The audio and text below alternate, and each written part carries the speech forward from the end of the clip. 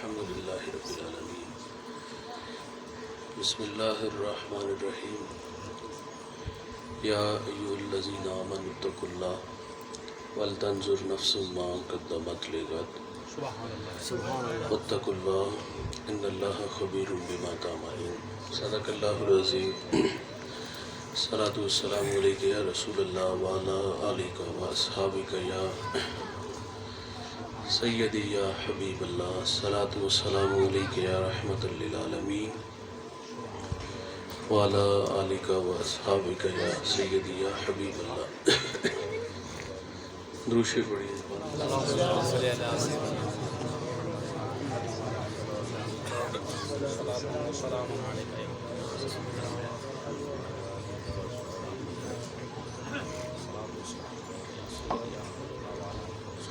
حمد و ثنا کے بعد عزت و تکریم کے لائق اسٹیج کی زینت، مقتدر علماء، معزز محتشم حاضرین، السلام علیکم ورحمۃ اللہ۔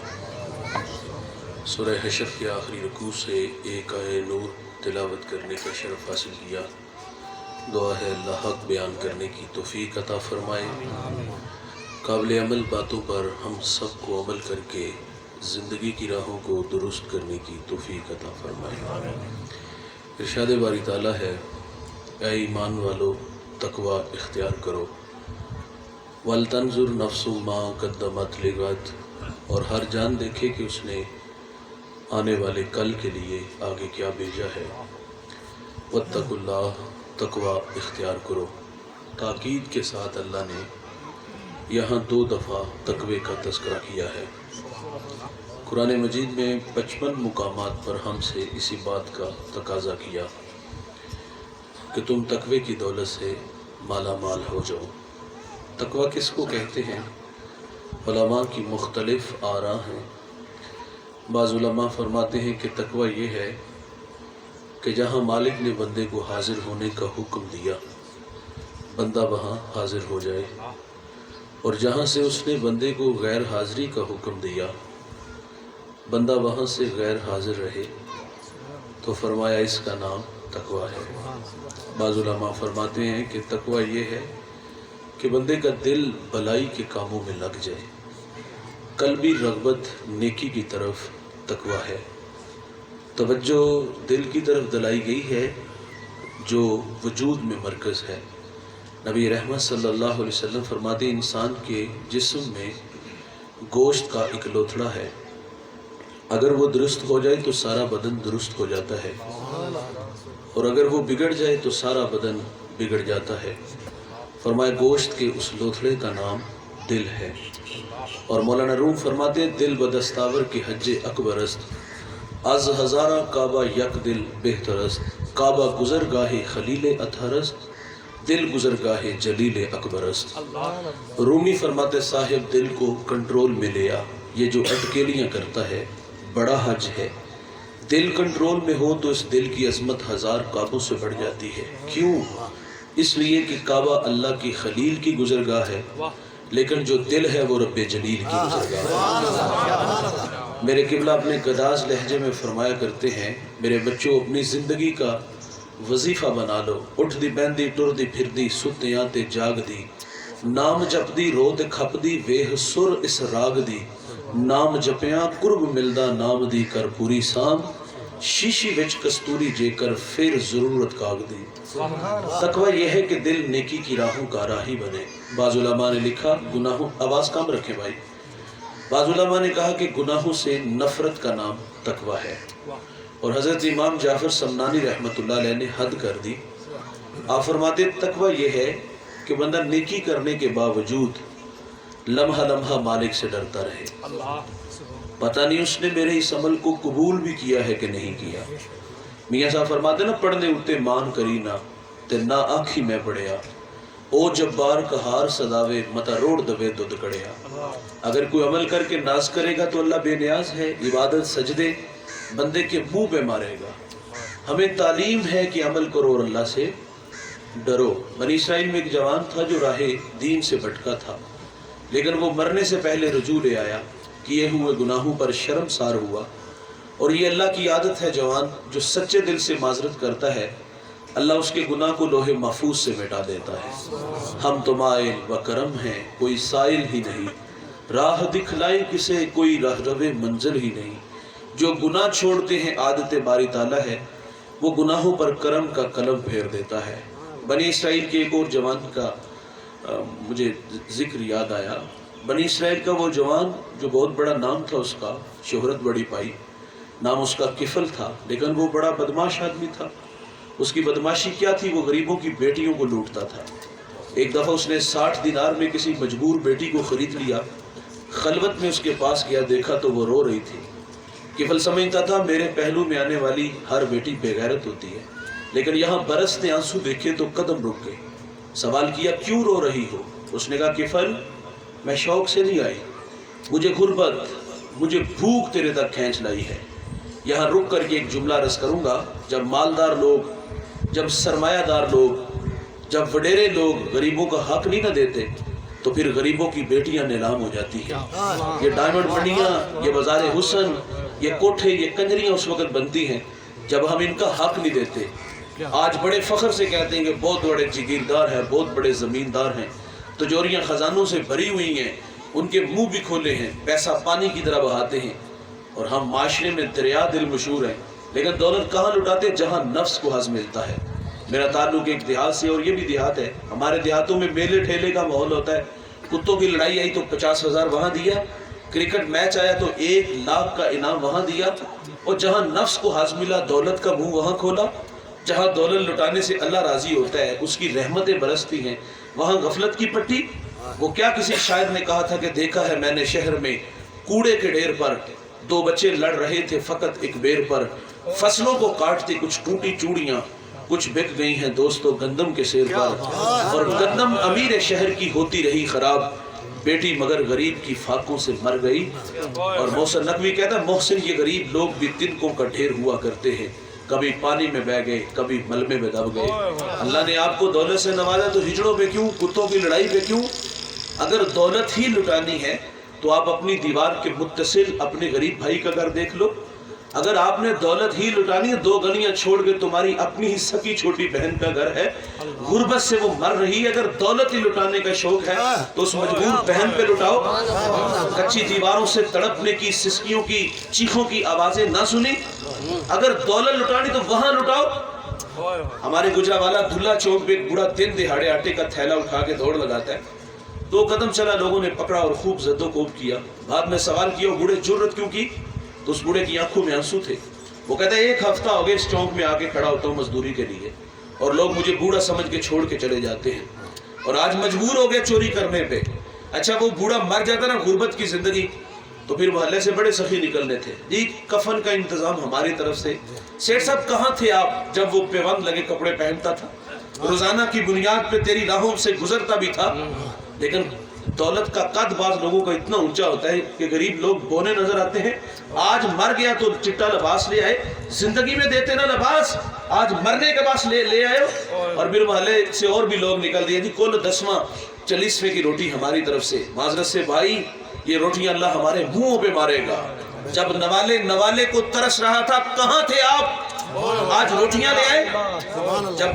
جب غریب کے گھر سے جنازہ اٹھتا ہے تو آگے جنازہ ہوتا ہے، اور کچھ لوگ صفے چیر کر کے آگے بڑھ کر کے 4 پائی کو کندھا دیتے۔ آج مردے کو کندھا دینے آگے، کاش کے زندہ کو کندھا دیتے۔ تو مرنے کے بعد کندھا کیوں دیا؟ ہاں وہ اس کا بھی اجر ہے، لیکن زندہ کو کندھا دیتے اللہ کے ہاں کتنا اجر ملتا آپ کو، آپ شمار بھی نہ کر سکتے۔ خیر کفل کے پہلو میں تڑپتی بیٹی نے جب یہ بات کی نا مجھے بھوک تیرے تک لے آئی ہے، یہ ایک جملہ کفل کی ہدایت کا سبب بنا۔ دل کے آئینے پہ چوٹ لگی، کفل رونے لگا اور ہاتھ جوڑ کے کہتا ہے بہن معاف کر دے، تو جس عزت سے آئی ہے اسی عزت سے واپس گھر چلی جا، اور میرے لیے دعا کر کے میں بڑا ہی کتا انسان ہوں، اللہ مجھے معاف کر دے۔ وہ بیٹی گھر چلی گئی، ادھر تقدیر کا قلم چل گیا۔ اسی رات کفل کو موت آ گئی۔ صبح ہوئی تو زمانے نے کفل کی دیوار پہ یہ لکھا ہوا پڑا تھا کہ اللہ نے کفل کو معاف کر دیا۔ اللہ نے کفل کو وہ معاف کر دیتا ہے۔ بھائی جب کو معذرت کر لے یہ اللہ کی عادت ہے۔ وہ بنی اسرائیل کا گناہگار جس کا میں نے تذکرہ شروع کیا، کہ زندگی بڑی گناہوں سے لتھڑی تھی، لیکن مرنے سے پہلے رجوع لے آیا، کیے ہوئے گناہوں پر شرمسار ہوا۔ اب برے دوست چھوڑ دیے، اب چونک چوباروں کا راستہ بدل لیا۔ اس کے دل میں شوق پیدا ہوا کہ میں چند دن کسی نیک بندے کے قدموں میں گزارا ہوں۔ اس کی بستی کے بالکل پڑوس میں ایک اللہ والا رہتا تھا، پہاڑ کے دامن میں، اور اس کی زندگی کا ورد وظیفہ تھا، وظیفہ اس کی یادیں تھی۔ یہ اس کے پاس چلا گیا، ماضی کے اوراق پلٹے، من کی ساری باتیں کہہ ڈالی، دن کے اجالوں میں بھٹکا، رات کے سناٹوں میں الجھا، تیرا نام سنا اور چند دن تیری رفاقت میں گزارنا چاہتا ہوں۔ تھا وہ نیکوکار، تھا وہ شب زندہ دار، لیکن اس سے بھول ہو گئی، اپنا عمل اور آنے والے کا ماضی دیکھا، دل میں تکبر پیدا ہوا، دھکا دے کے کہتا منحوس پلٹ جا، کہیں تیری بدعمالیوں کی نحوست میرے اوپر نہ پڑ جائے۔ وہ پلٹ رہا تھا، سینے میں دل کانپنے لگا، آنکھیں برسنے لگی، قدم لڑکھڑانے لگے، من کی دنیا میں ڈوب گیا، اور جی ہی جی میں اللہ سے کہتے اللہ تیرے بندے نے جھٹلایا، تیرے بندے نے دھکے دیے، لیکن میں تیری رحمت سے مایوس نہیں پلٹ رہا۔ وہ پلٹ رہا تھا، خدا قہر و جلال میں آ گیا، وقت کے پیغمبر کی طرف وحی کی، فرمایا جا اس نیکوکار کے پاس، اس کو میرا پیغام دو کہ تیرے اس رویے کی وجہ سے میں نے تیری ساری زندگی کی کمائی غارت کر دی ہے۔ پڑھنے اتے مان کرینا تے نہ آکھی میں پڑھیا، او جبار کہار صداوے متا روڑ دوے دودھ کڑیا۔ فرمایا میرے پیغمبر اسے بھی ڈھونڈو جو شکستہ دل لے کے جا رہا ہے، اس کو میرا پیغام دو کہ تیرے حسن اعتقاد کی وجہ سے تیرے مالک نے تجھ سے درگزر فرمایا ہے۔ تقویٰ کیا ہے؟ عمل کرو اور اللہ سے ڈرو۔ بھائی جان آپ نماز پڑھو تو لوگوں کو بے نمازی کے تانے نہ دو، آپ سخی ہو نا، لوگوں کو کنجوس کیوں کہتے ہو؟ اللہ کو یہ رویے نہیں پسند۔ اور مسجدوں کی حالتیں آپ لوگوں کے سامنے، یہ آپ سمجھتے ہوں گے بہت بڑی مسجد ہے، لیکن مسجد میں نماز کے وقت کتنے لوگ ہوتے ہیں؟ 1.5 صف بھی نہیں ہوتی۔ یہ ساری بستی مسلمانوں کی ہے، ایک گھر میں 8 افراد ہیں، سب پہ نماز فرض ہے، کتنے لوگ آتے ہیں نماز کے وقت؟ اور یار ایک گناہ چھوڑ کے آ ہی گیا ہے، وہ مسجد میں آ ہی گیا تو یار اس کو جگہ دو، اللہ کا شکر ادا کر، اس کی پیشانی میں سجدوں کا نور آیا ہے، آنکھوں پر حیا کے پہرے آئے ہیں، کانوں میں قرآن کے نغمے آئے ہیں، لبوں پر سونے محمد کے ترانے آئے ہیں۔ اوہ ہمیں تو جگہ دینی چاہیے تھی، لیکن ہم نے بھی ذلیل کر کے مسجد سے نکال دیا۔ وہ اقبال کہتا ہے نا کہ تیرے کعبے کو زمینوں سے بسایا ہم نے، نوع انسانی کو غلامی سے چھڑایا ہم نے، صفحہ دہر سے باطل کو مٹایا ہم نے، پھر بھی ہم سے گلہ ہے کہ ہم وفات۔ یہ تو قرآن مجید پہ آگی بات۔ تو بات یہ ہے کہ آج مسجدوں کی حالتیں کیا ہے کہ مسجد ویران ہے۔ اقبال جب اندلس کے مجھے بات یاد آ گئی، کرتبہ مسجد جس کے 1400 ستون ہیں، اجڑا دیکھا تو اقبال وہاں پھوٹ پھوٹ کے رویا تھا کہ رو رہی ہے آج ایک ٹوٹی ہوئی مینا اسے، کل تلک جس ساقی کے گردش میں پیمانے رہے، خیر تو ساقی صحیح مگر پلائے گا کسے، اب نہ میں کش باقی رہے نہ میں خانے رہے۔ اقبال نے کہا باعث قوم کی وہ پختہ خیالی نہ رہی، برق تبعی نہ رہی، شعلہ میں کالی نہ رہی، رہ گئی رسم ازاں روح بلالی نہ رہی، فلسفہ رہ گیا تلقین غزالی نہ رہی، مسجد مرثیہ خواہ ہے کہ نمازی نہ رہے، یعنی صاحب اوصاف وہ حجازی نہ رہے۔ اللہ کے گھر تو اجڑے ہیں، ویران ہے یار، اگر کوئی آ گیا تو اسے عزت کی جگہ پہ کھڑا کرو۔ میں شکرگڑھ بالکل باؤنڈری میں گاؤں میں حاضر ہوا، نماز کا ٹائم تھا، یقین جانیے گا اذان پڑھنے کے لیے بندہ نہیں مل رہا تھا۔ یہ تو اللہ کے گھروں کی حالتیں ہیں۔ اور ایک بندہ مسجد میں آگے، ہمارے رویے کی وجہ سے ہم نے کہا لو سو چوہے کھا کے بلی ہاجرو چلی، تینوں مسجد راکی نے بھایا، چور چوری چھوڑ دیتا، ہیرا پھیری نہیں چھوڑتا، جوتے چرانے آئے ہو، یہ ہمارے رویے ہیں۔ تقویٰ کیا ہے بھائی؟ عمل کرو اور اللہ سے ڈرو۔ آپ اسلاف کی زندگیوں کا مطالعہ کر کے دیکھ لو، قد کتنے بڑے بڑے ہیں اور اللہ سے کس قدر ڈرنے والے ہیں۔ میں ایک شخص کو اکثر بیان کرتا ہوں، وہ اس امت کا پہلا صوفی بھی ہے، صحابی بھی ہے، وہ راست رو بھی ہے، وہ راست گو بھی ہے، وہ معاملات دنیا کو سلجھانے کا ڈب اور سلیقہ بھی جانتا ہے۔ میرے نبی نے اس جوان کی تعریف کی، فرمایا میں نے جس کو بھی دین دیا اس نے تعامل سے تردد سے کام لیا، لیکن فرمایا ابو بکر وہ جوان ہے، میں نے اس کو دین دیا، اس نے جھولی میں ڈال لیا۔ وہ اتنا عظیم المرتبہ شخص ہے۔ میرے نبی نے فنڈ کا اعلان کیا غزوہ تبوک کے موقع پر، تو آگے بڑھ کر کیا کہتے؟ آقا مال مانگو تو مال دوں گا، جان مانگو تو لو جان میری، نہیں جو نکلے زبان میری، کٹا کے رکھ دو زبان میری۔ یہ جذبے تھے۔ گھر بار کا مال حضور کے قدموں میں ڈھیر کیا، خود ٹاٹ کا خرقہ پہنا، کانٹوں کے تکمے لگائے۔ اللہ کو یہ ادا اتنی پسند آئی، اللہ نے جبریل علیہ السلام کو حکم دیا کہ میرے محبوب کی چوکھٹ پہ حاضر ہو جاؤ۔ لیکن فرمایا جانا اس طرح جس طرح ابو بکر گئے ہیں. ٹاٹ کا خرقہ پہنو, کانٹوں کے تکبے لگاؤ اور میرے محبوب کی چوکھٹ پہ حاضر ہو جاؤ. جبریل جب اس ادا میں حضور کی خدمت میں حاضر ہوئے نا تو حضور فرمایا جبریل آج کس ادا میں آگئے؟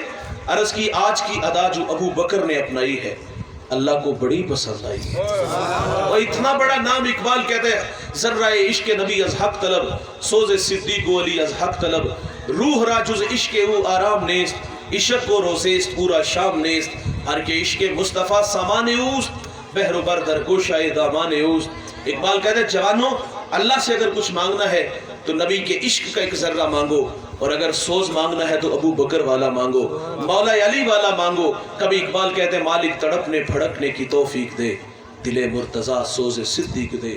اتنا بڑا نام ہے یار, اور اللہ سے کس قدر ڈرنے والے ہیں. آپ فرماتے کاش کہ میں ایک پرندہ ہوتا, ایک شجر سے اڑتا دوسرے کی ٹہنی پہ بیٹھ جاتا تاکہ میں قیامت کے حساب سے بچ جاتا. کبھی کہتے کاش کہ میں ایک سوکھی ہوئی لکڑی ہوتا اور لوگ اس کو جلا دیتے, میں خاک کا ڈھیر بن جاتا. 39 لوگ ایمان لائے, 40واں جوان ایمان لاتا ہے تو نعروں کی گونج میں استقبال ہوتا ہے. وہ جن گلیوں سے گزرتا ہے شیطان رستہ بدل لیتا ہے. میرے نبی فرماتے میرے بعد اگر کوئی نبی ہوتا تو یہ جوان ہوتا. 23 لاکھ مربع میل کا حاکم ہے, عید کا دن ہے اور آنکھیں چھم چھم برس رہی ہے. کسی نے عرض کیا حضور آئی تو عید کا دن اور آپ رو رہے ہو؟ تو حضرت عمر فرماتے عید اس کی جس کے روزے قبول ہوئے, جس کے قبول نہیں نہ ہوئے اس کے منہ پہ مارے جائیں گے. کبھی بچوں کو جمع کر کے کہتے بچوں میرے لیے دعا کیا کرو اللہ مجھے معاف کر دے. حضرت عمر کی سانسیں ٹوٹ رہی تھی, بیٹے کی گود میں سر ہے اور آپ فرماتے میرا سر زمین پہ رکھ دو. عرض کی ابا جان خیریت؟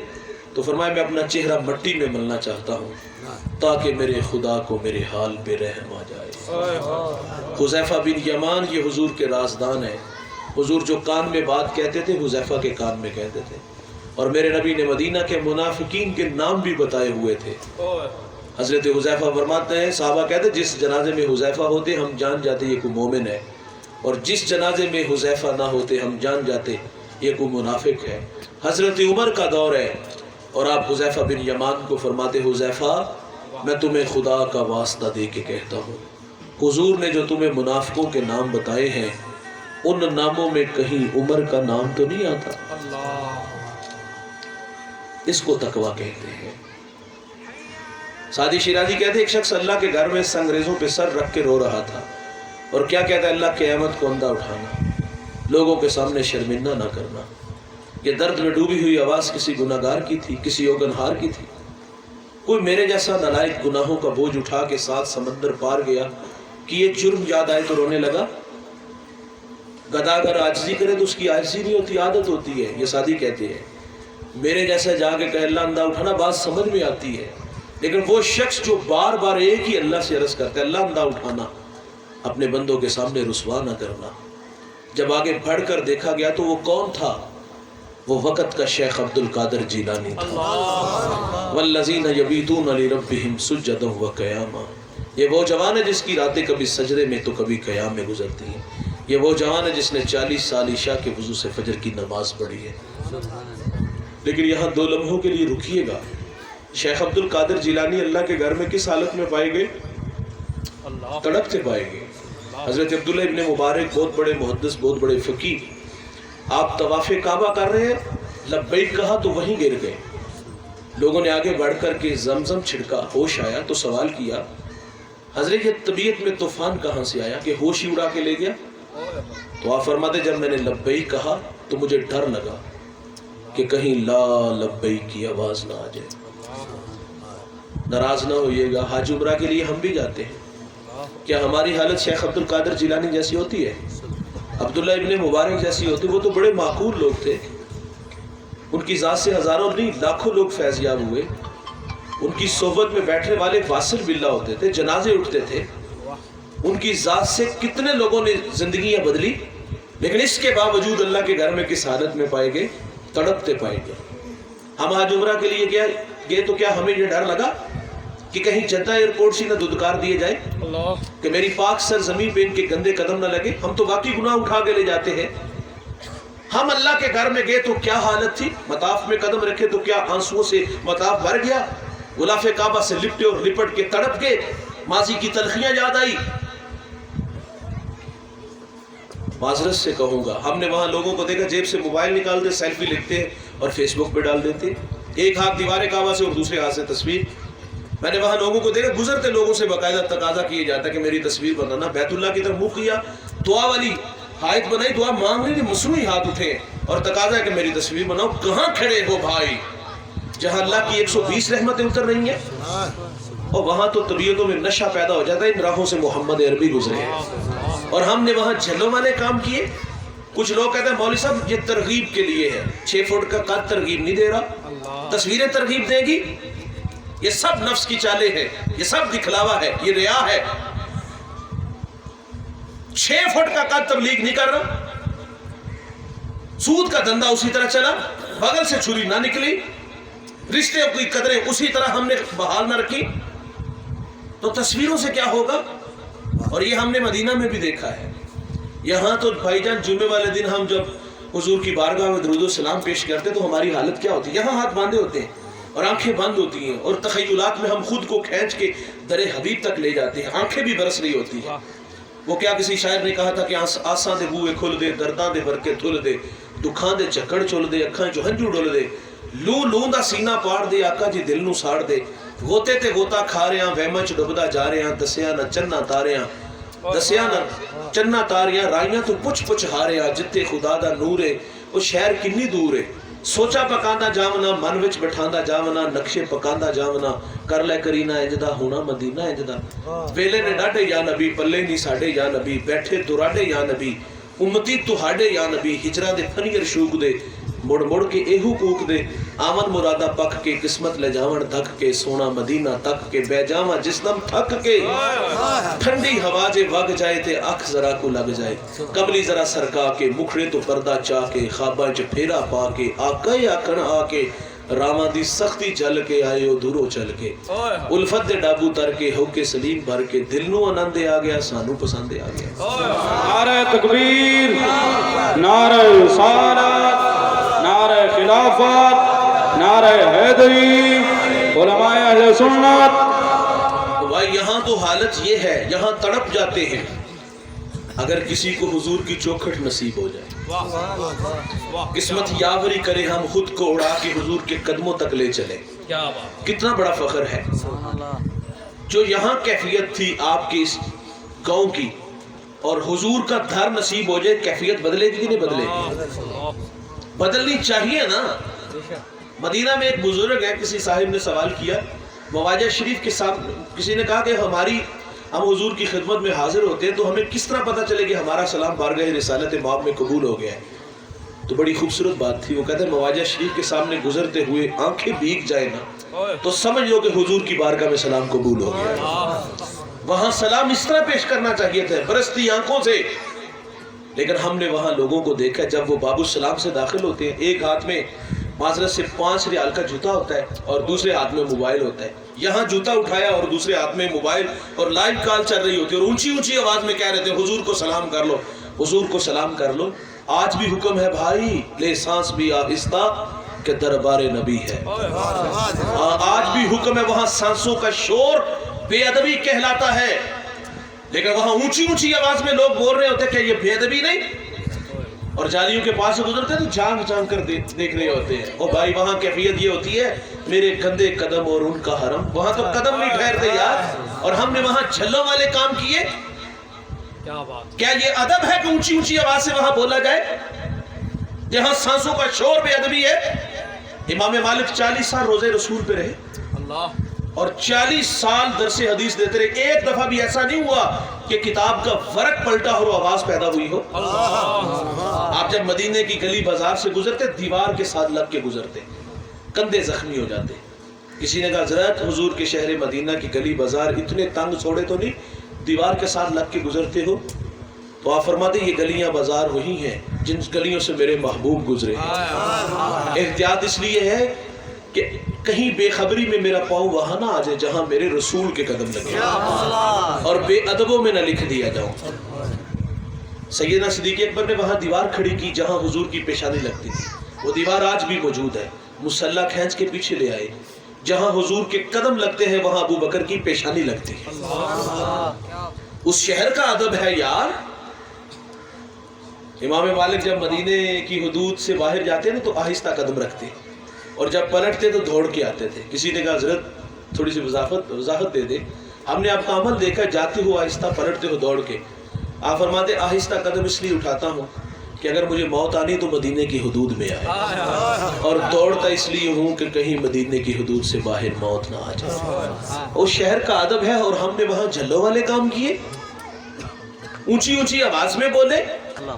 अल्लाह के घर में शेख अब्दुल कादिर जिलानी, अब्दुल्ला इब्ने मुबारक जैसी शख्सियत किस हालत में पाएंगे? तड़पते पाएंगे। शेख अब्दुल कादिर जिलानी क्या कहते हैं? अल्लाह मुझे क़यामत कौन दा उठाना, लोगों के सामने शर्मिंदा ना करना। तकवा क्या है? अमल करो और अल्लाह से डरो। आगे इरशाद फरमाया, हर जान देखे उसने आने वाले कल के लिए आगे क्या भेजा है। ये खिताब मुझे भी है और आपको भी है। मेरी ज़िंदगी के 37-38 साल बीत गए, आप में से किसी के 25, किसी के 50, किसी के 20 गुजर गए। भाई ज़मीर की अदालत लगा लो, आप भी, मैं भी लगा लेता हूँ। मानानम के मंदानम अच्छी तरह जानता हूँ मैं यहाँ क्या हूँ और मेरी निजी ज़िंदगी कैसी है। आप अपने आप को अच्छी तरह जानते हो भाई, कहाँ खड़े हो। हमसे तकाजा है कि आने वाले कल के लिए आगे क्या भेजा है। बात अमल की है। दुनिया है ना, दुनिया का मुस्तकबिल रोशन ना हो तो उसके लिए मेहनत है। 8-18 घंटे काम करते हैं। ये हर शख्स की आरजू होती है कि मैं इस देहात का सबसे अमीर शख्स बनूं, और ये ख्वाब देखते देखते इंसान बूढ़ा हो जाता है। और मेहनत कितनी है? 8-18 घंटे। इसमें परदेश के धक्के भी होते हैं। कितनी मेहनत की, हमसाई के घर से बड़ा घर चाहते हुए, हमसाई के घर में खड़ी गाड़ी से बड़ी गाड़ी चाहते हुए कितना वक्त लगा। लेकिन ये अल्लाह की आदत है, जो मेहनत करता है उसको अल्लाह सिला जरूर अता फरमाता है। लेकिन हमने सिर्फ मेहनत दुनिया के लिए की, बड़ी गाड़ी के लिए की, बड़े घर के लिए की, इसके लिए मेहनत की, और कब्र के लिए, आखिरत के लिए हमने लोगों को बेनियाज देखा है। आखिरत के मामले में तो लोग बात करते हैं जहां मिठा अगला किसने डिठा। हम कहते आएगी तो वेखी जाएगी। अच्छा, जिसे कोई बात नहीं ना आती वो ये जरूर कहता है मौलवी बख्शे गए तो भी बख्शे जाओ। भाईजान, मौलवी ने अपनी कब्र में जाना है, आपने अपनी कब्र में जाना है। हमारा अमल अच्छा नहीं होगा तो हमें भी भुगतना पड़ेगा, सीधी सी बात है। लेकिन वो सादी कहते हैं नसीहत दीवार पे लिखी हो ना, बात अच्छी है वो कबूल नहीं करती, ना करे आप कर लो। अंधे के हाथ में चिराग, और चिराग का काम रास्ता दिखाना है भाई, रोशनी देना है। वो इस्तिफादा नहीं करता, ना करे आप कर लो। हमने कहा मौलवी बख्शे गए तो हम भी बख्शे जाएंगे। मैं एक सवाल करता हूँ, फर्ज करो अगर वो नहीं बख्शे जाते तो फिर जहन्नम कबूल है? जहन्नम को तमाशा तो है नहीं भाई।